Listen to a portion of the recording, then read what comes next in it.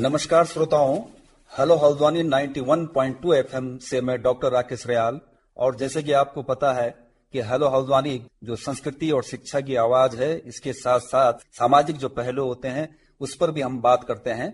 आज इसी सिलसिले में हम राज्य के प्रथम व्यक्ति लेफ्टिनेंट जनरल सेवानिवृत्त श्री गुरमीत सिंह जी, जो कि राज्यपाल उत्तराखंड हैं, उनसे हम बात करेंगे कि उनका जो नैनीताल जो 1 माह से अधिक का जो प्रवास रहा है राजभवन में, उस दौरान कुमाऊं क्षेत्र में जो उनका भ्रमण रहा है, चाहे वो टूरिज्म को लेकर हो, चाहे वो डेवलपमेंट को लेकर हो, चाहे प्रशासनिक निरीक्षण को लेकर हो या शैक्षिक विकास को लेकर हो, अन्य जो भी पहलू हमारे शासन के हैं सभी पहलुओं को उन्होंने छुआ है और हर गतिविधियों से वो सक्रिय रहे हैं। तो सर, आपका हेलो हल्द्वानी 91.2 एफएम में बहुत बहुत स्वागत है। सबसे पहले मेरा नमस्कार और जय हिंद। हेलो हल्द्वानी मुझे बहुत सुंदर लगता है क्योंकि आप हमारे उत्तराखंड, हमारे कुमाऊं रीजन की और इस जगह की जान है, आत्मा है। मैंने पिछली बार भी जब आपके साथ प्रोग्राम किया था तो बहुत अच्छा लगा था। मुझे बहुत खुशी है कि प्रभु ने मुझे सौभाग्य दिया है कि पिछले 5 हफ्ते मैंने फोकस किया है उत्तराखंड के कुमाऊं क्षेत्र में, मानस खंड क्षेत्र के अंदर में, और खास तौर के ऊपर में नैनीताल, उधम सिंह नगर, चंपावत, अल्मोड़ा के ऊपर में फोकस किया। सच कहूं तो मैं हर एक उत्तराखंडी की तरफ से प्रभु को, वाहेगुरु को, शिव जी को धन्यवाद देना चाहता हूं कि आपने इतनी सुंदर प्राकृतिक दान हमको दिया है।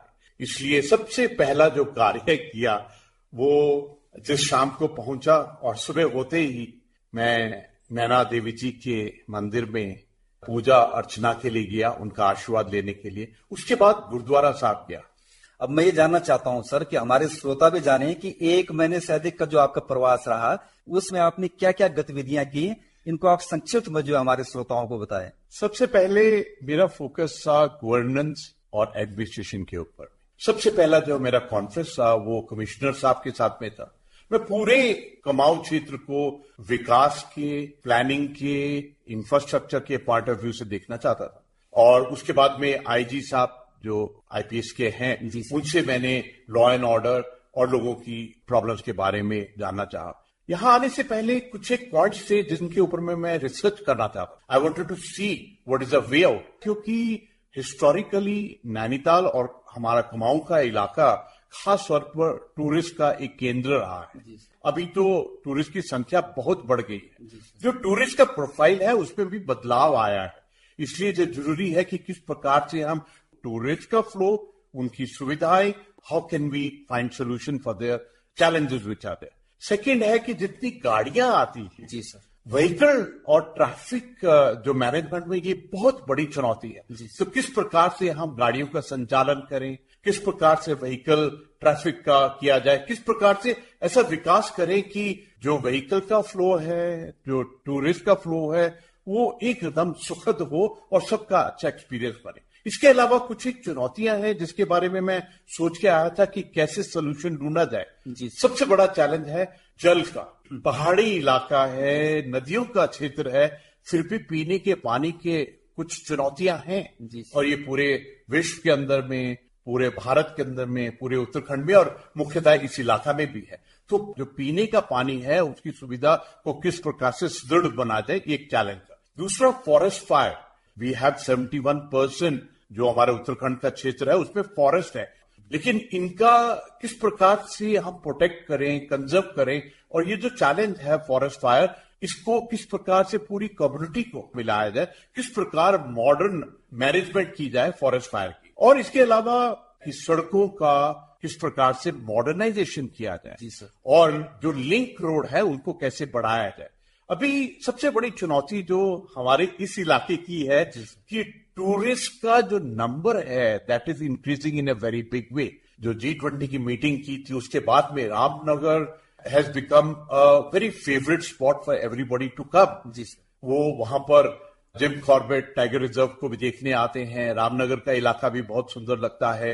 हल्द्वानी का भी विकास बहुत ही स्पीड से बढ़ रहा है और इसके अलावा टूरिज्म का नंबर ज्यादा है। एक और रिसेंटली क्या हुआ है कि जो नीम करोली बाबा जी का जो मंदिर है, इसका जो प्रचार प्रसार हुआ है, इसके साथ में जो श्रद्धालुओं का प्रेम बढ़ा है, the number has increase every weekend. We got in 1000 and lakhs. अभी 15 जून के अंदर में मेला किया था, तो शेयर नंबर जो आते हैं उससे ऐसा लगता है कि we have to improve our management perspective in this. इसके अलावा पिछले साल मैंने मानस खंड के ऊपर में खास तौर पर ध्यान दिया था और मैं हर एक मंदिर गया था, तो मेरे को ऐसा लगता है कि जागेश्वर जी का मंदिर अपने आप में अद्भुत है।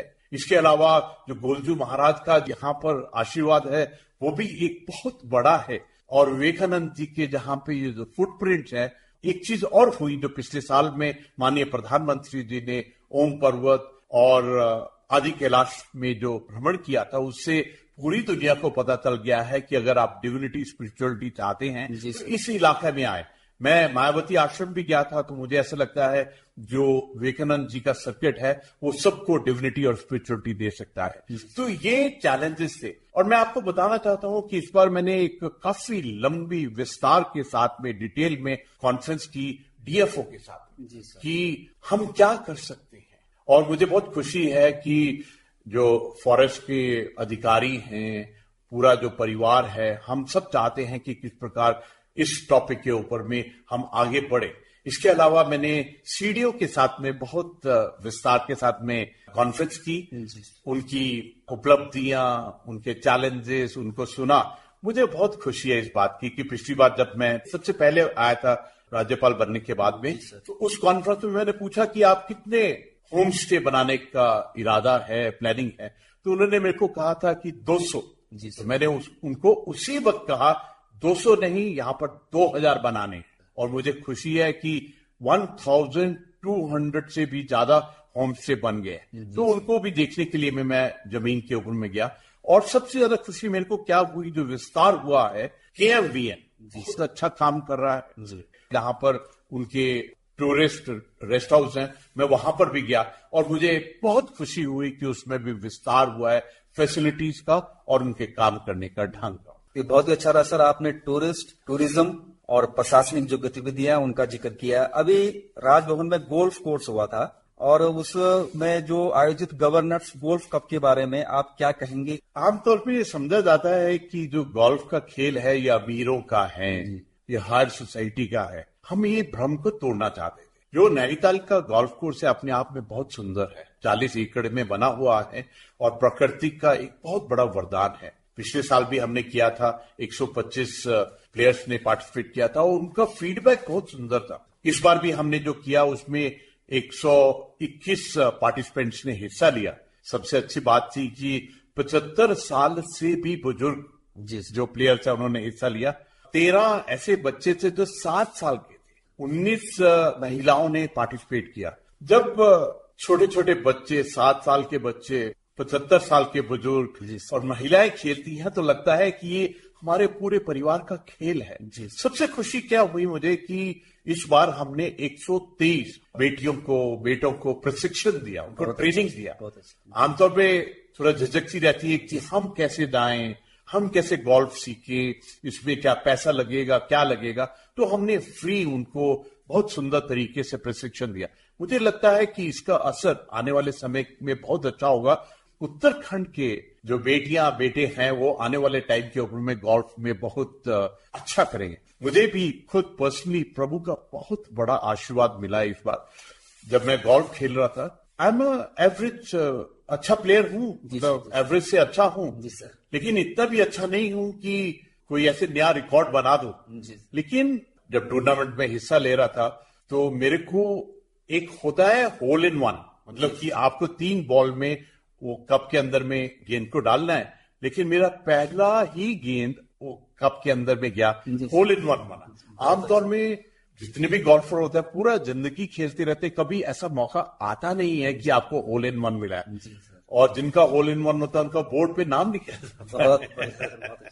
हमने पिछले साल भी गवर्नर गोल्फ कप किया था, इस बार भी किया, आने वाले सालों में भी करेंगे, क्योंकि उससे पहले 5 साल नहीं हुआ था कोविड और बाकी चुनौतियों के कारण।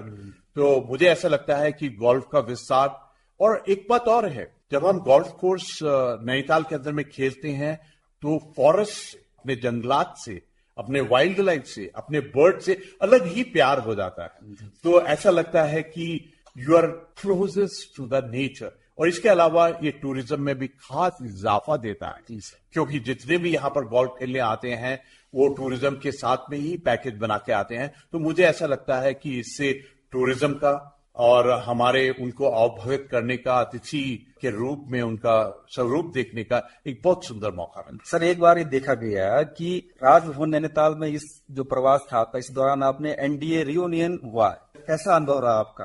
3 दिन हमने नेशनल डिफेंस एकेडमी के वो स्टूडेंट जिनके साथ में मैंने ट्रेनिंग की, हमारे स्क्वाड्रन के उन कैडेट्स के साथ में, उनके परिवार के साथ में 3 दिन यहाँ बिताए। और मैं आपको बताना चाहता हूँ कि जो जनरल बिपिन रावत जी थे वो भी हमारे ही स्क्वाड्रन के थे, तो वो भी हमारे साथ में ही इकट्ठा 50 साल पहले हमने इकट्ठा ट्रेनिंग किया। जी सर, जी सर। तो उनको मद्देनजर रखते हुए हमने पूरा अपने स्क्वाड्रन के, और 50 साल के बाद हम मिले हैं। और इस दौरान हमने सैनिक स्कूल घोड़ाखाल के कैडेट्स हैं उनको भी बुलाया ताकि वो देखें कि किस प्रकार फौज के अंदर में जो मित्रता है वो कितने साल तक रहती है, किस प्रकार की स्पिरिट होती है। और एक बहुत टचिंग सी बात है, हमारे साथ में हमारे स्क्वाड्रन के अंदर में एक भूटान के ऑफिसर थे, कैडेट थे। ये बाद में भूटान के अंदर में उनके चीफ सेक्रेटरी रहे, उनके कैबिनेट सेक्रेटरी रहे, तो उन्होंने भी अटेंड किया। बहुत अच्छी बात। तो मैं कहूंगा कि उस दिन हमने इकट्ठा बैठकर उत्तराखंड के सांस्कृतिक कार्यक्रम को, गोल्फ को, उसी वक्त में हमने इंटरनेशनल हनी डे को भी मनाया। जिस प्रकार से सेल्फ हेल्प ग्रुप के अंदर में हमारे जो प्रोग्रेसिव फार्मर्स हैं उन्होंने इसको आगे लेके गए। और मैं बताना चाहता हूं कि हमारे अंदर उत्तराखंड में 40,000 टन हनी बनाने उत्पादन की शक्ति है। मुझे ऐसा लगता है इससे अर्थव्यवस्था, इकोनॉमी के अंदर में, विकास के अंदर में, हमारे कॉमर्स के अंदर में कितनी खुशहाली आ सकती है। एक हमने यही एक डिसीजन लिया कि हम स्लोवेनिया के साथ में एक एमओयू करेंगे ताकि हम उनकी भी टेक्निक उसको समझे और किस प्रकार से हम हनी के बारे में आगे में विस्तार करें। जीबी पंत यूनिवर्सिटी वो एंकर कर रहे हैं, उनको 1 साल का प्रोजेक्ट दिया गया है कि हनी के ऊपर में किस प्रकार उत्तराखंड पूरे देश के अंदर में आगे आ सकता है, इसका भी एक हमने संकल्प लिया। इस दौरान आपने कॉर्बेट नेशनल पार्क का उसका भी भ्रमण किया है, तो वहाँ जो पर्यावरण है उससे जो आपने अनुभव रहा आपका, उसको भी आप हमारे श्रोताओं से साझा करेंगे? कॉर्बेट टाइगर रिजर्व का अनुभव अपने आप में बिल्कुल अलग था। हमारे फॉरेस्ट के साथ में, हमारे जंगली जानवरों, पंछियों के साथ में ऐसा रिश्ता हुआ, I can't explain it to you. जी सर। वहां पर मैंने जितने भी होटल के स्टाफ हैं उनके साथ में बातचीत की। बहुत खुशी की बात है कि as compare to the previous years इस बार रामनगर के अंदर में बहुत टूरिस्ट आए हैं, और जो सुविधा है उनके लिए होटल और अरेंजमेंट सफारी वगैरह का वो बहुत अच्छा हुआ है। तो एक शाम और एक रात हम कॉर्बेट टाइगर रिजर्व में गए। हमने पहली शाम को 4 टाइगर्स को देखा। बहुत किस्मत से एक भी टाइगर दिखाई देता है नेचुरल एनवायरनमेंट में। जी सर। अगले दिन सुबह में 3 देखे, जो ओवरऑल 7। इसके अलावा हमने तकरीबन 300-400 एलिफेंट्स को देखा, और एक एलिफेंट जिसके दोनों आगे से टस्क ऐसे जुड़े हुए थे, अपने आप भी बिल्कुल अद्भुत था। और न जाने कितने वाइल्ड एनिमल्स को देखा।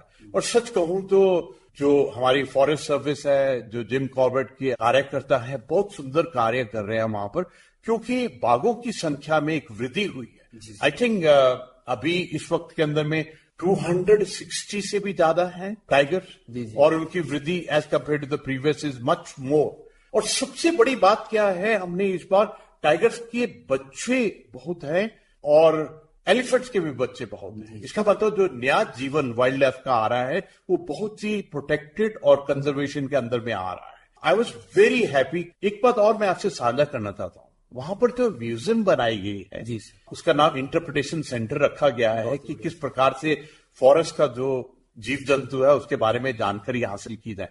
बहुत ही ऊंचे दर्जे की है।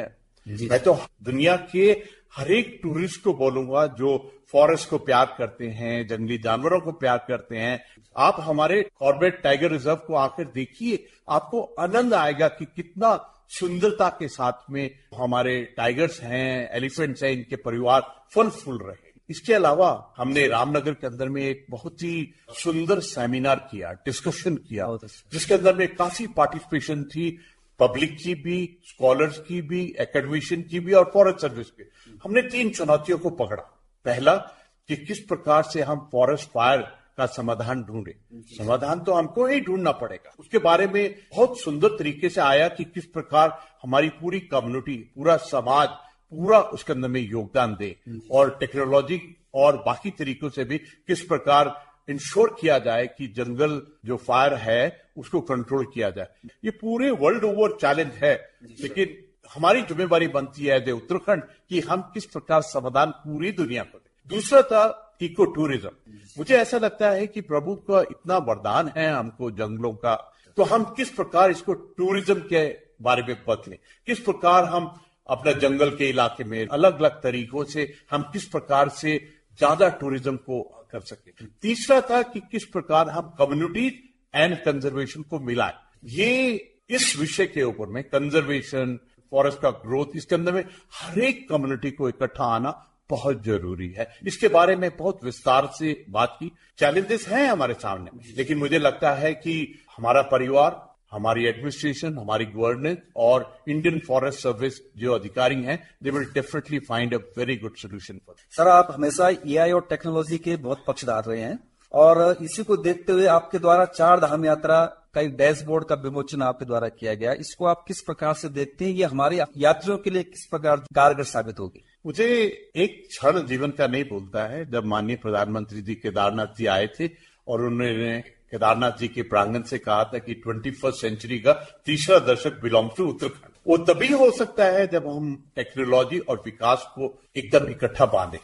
मुझे बहुत खुशी है कि यहाँ जब आए तो आने से पहले हमने जो ITDA है, जो हमारे टेक्निकल शासन का जो डिपार्टमेंट है, उनकी डायरेक्टर को एक टास्क दिया था जब 4 धाम की प्रिपरेशन का कॉन्फ्रेंस किया था देहरादून में, कि जितने भी डिपार्टमेंट हैं, जितना भी उनका इंफॉर्मेशन है टूरिस्ट के बारे में, व्हीकल के बारे में, घोड़ों के बारे में, खच्चर के बारे में, हमारी सुविधा के बारे में, पानी के बारे में, सड़कों के बारे में, डिजास्टर के बारे में, जितनी भी हमारी डिपार्टमेंट 27 डिपार्टमेंट जिसमें मुख्यतः 17 डिपार्टमेंट बहुत हिस्सा लेती हैं, उनका एक डैशबोर्ड बनाने के लिए। और मुझे बहुत खुशी है कि हमारे ITDA की जो डायरेक्टर साहिबा हैं, उन्होंने उसको कंप्लीट किया और यहां से उसको लॉन्च किया गया। अभी मैं अपने मोबाइल के ऊपर में किसी भी क्षण देख सकता हूं कि कितने टूरिस्ट आए हैं, कितनी गाड़ियां आई हैं, कहाँ प्रॉब्लम है, क्या रिपोर्ट है,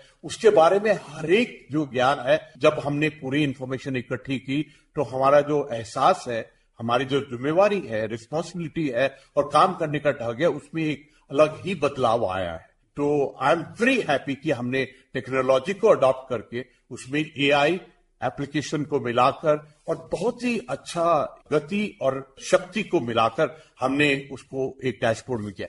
मैं आपसे ये भी साझा करना चाहता हूं कि हमने जो राजभवन नैनीताल है, इसका एक एक आइटम यानी कि 100% आइटम्स को QR कोडिंग के साथ में मिलाया है।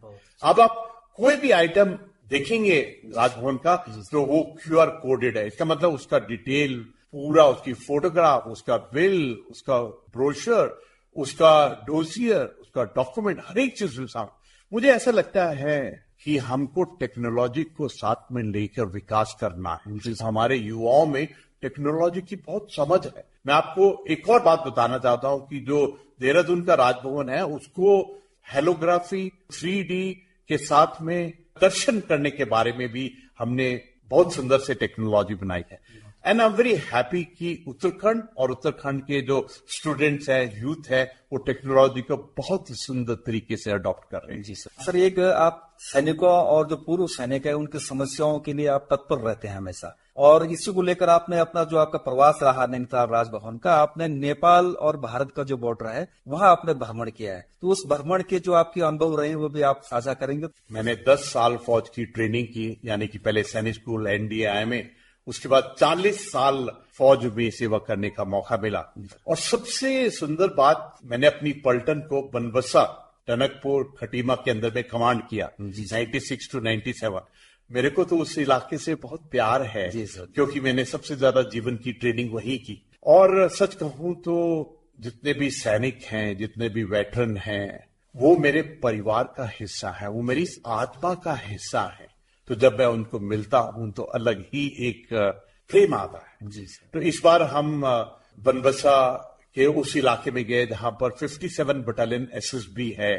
एसएसबी के जवानों को मिलकर मुझे बहुत खुशी हुई। बहुत ही सुंदर ट्रेनिंग, बहुत ही स्मार्टली ड्रेस्ड अप, बहुत ही अच्छा डिसिप्लिन।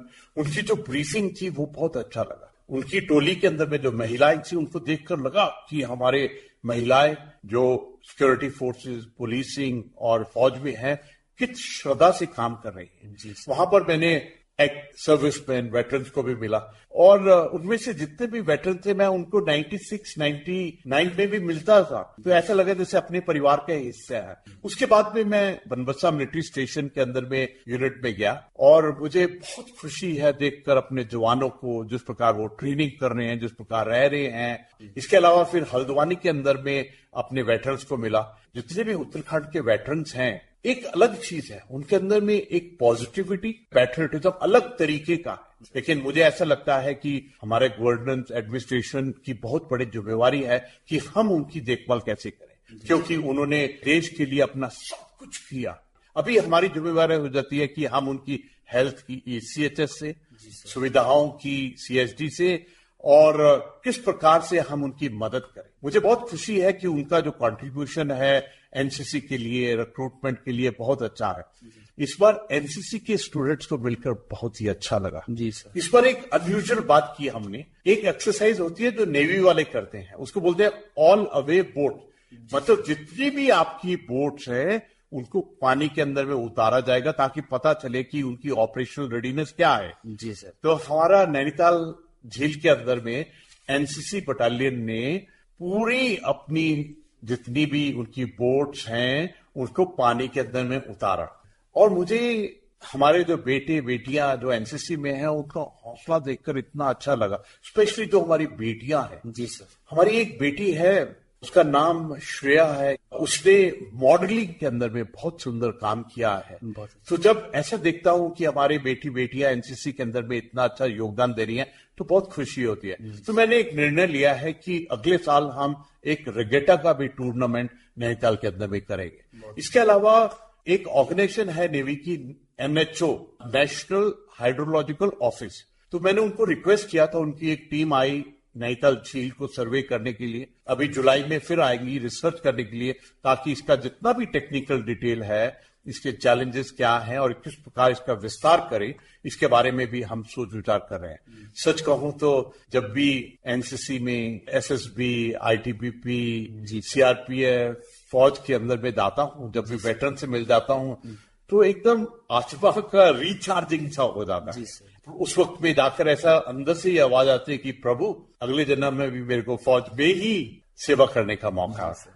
बहुत अच्छा सर आपका अनुभव रहा है। एक लास्ट में एक प्रश्न पूछना चाहता हूं कि आगे जो अगले साल के लिए आपके क्या टास्क हैं, क्या आपका विजन है? अगले साल का जो मैंने रोड मैप बनाया है, पहली बात तो ये है कि अगले साल महामहिम राष्ट्रपति जी को आमंत्रित किया है कि आप हमारे 125 साल पूर्ण होने के बाद में हमारे को राजभवन और नैनीताल के अंदर में आशीर्वाद दे। जी सर। दूसरा, नैनीताल लेक का किस प्रकार से restoration, technical point of view से सर्वे वगैरह किया जाए। तीसरा कि टूरिज्म और व्हीकल मैनेजमेंट में किस प्रकार से विस्तार हो। मुझे ऐसा भी एक ऐसा दिल में चाहत है कि यहाँ पर जो हेल्थ का पॉइंट ऑफ व्यू है, हॉस्पिटल, हेल्थ सुविधाएं, इसमें कैसे इंप्रूवमेंट की जाए। मैंने इस बार बोर्ड वालों से, होटल वालों से भी बात की। मेरे को ऐसा लगता है कि जितने भी हमारी इमारतें हैं नैनीताल के अंदर में, इनको रिस्टोरेशन करने की बहुत जरूरत है। और इस बार एक और मैंने निर्णय लिया है कि जो हमारी म्यूजियम है वो कुमाऊं रीजन को, कुमाऊं की जड़ों को, कुमाऊं की हिस्ट्री को बहुत सुंदर से इकट्ठा किया है, उसको किस प्रकार से मॉडर्नाइज किया जाए। और मैं कहूंगा कि नैनीताल के आसपास के इलाके का विस्तार किस प्रकार, यानी कि मुक्तेश्वर के इलाके का, भीमताल का, जो हमारी 9 कॉर्नर्ड लेक है, उसका विस्तार कैसे हो। इसके अलावा मेरे को लगता है कि हमारा सबसे बड़ी चैलेंज है कि हम अपनी सड़क व्यवस्था को, लिंक रोड को कैसे इंप्रूवमेंट करें और किस प्रकार जो आसपास के इलाके हैं उनको हम इंप्रूवमेंट करें कि पूरा लोड नैनीताल के ऊपर में नहीं होना चाहिए। अभी एक बहुत सुंदर जो कार्य किया है, होम स्टे, रिजॉर्ट, होटल, इन तीनों को किस प्रकार विस्तार करें ताकि एक क्वालिटी इंप्रूवमेंट हो उसके अंदर। और एक चीज जो पॉइंटेड दिमाग के अंदर में अगले साल के लिए मैं ले जा रहा हूं कि जो हमारे नीम करोली बाबा का स्थान है, इसके अंदर में सुविधाओं को, पार्किंग को, स्टे को, ट्रैफिक को और सुविधाओं को किस प्रकार एक नए रूप में लाया जाए ताकि बढ़ता हुआ श्रद्धालुओं का प्यार है उसको किस प्रकार सुखद बनाया जाए। ये कुछ एक ऐसे दिमाग के अंदर में है। मुझे बहुत खुशी है कि जो हमारे एडमिनिस्ट्रेशन है, गवर्नेंस है, वो बहुत फोकस है और इन सब कार्यों के ऊपर में अपना विश्लेषण कर रही है। मैंने इस दौरान के अंदर में बहुत डिटेल से उधम सिंह नगर में भी गवर्नेंस और पुलिस की ब्रीफिंग ली है और वहां पर भी इसी प्रकार अगले साल के कई संकल्प को सोचा है। And I am very happy that we are all focused to ensure कि हमारी गवर्नेंस, एडमिनिस्ट्रेशन और लोगों की प्रगति और खुशहाली, और मुझे ऐसा लगता है अगर हम इसी पथ पर चलेंगे तो हमारी इकोनॉमी और जो प्रभु ने हमको 3 आशीर्वाद दिए हैं, वो 3 आशीर्वाद है टूरिज्म का, स्पेशली स्पिरिचुअल टूरिज्म का, दूसरा हार्टिकल्चर, लोकल प्रोडक्ट और सेल्फ हेल्प ग्रुप का प्रोडक्शन का, और तीसरा है वेलनेस यानी कि आयुर्वेद, योगा। इन सब तीनों आशीर्वाद किस प्रकार से हम इस अपने आप में, अपने गवर्नेंस, हमारे हर रोज के जीवन के अंदर में करें कि हमको समृद्धि और विकास मिले। नमस्कार, जय हिंद। बहुत बहुत धन्यवाद सर। आपने जो आपका अनुभव था, जो भ्रमण आपने किया 1 महीने, जो आपका प्रवास था राजभवन का, ये आपने हमारे श्रोताओं से साझा किए। हेलो हल्द्वानी 91.2 FM आपका इसके लिए बहुत बहुत आभार प्रकट करता है। श्रोताओं नमस्कार, फिर मिलेंगे अगले कार्यक्रम में।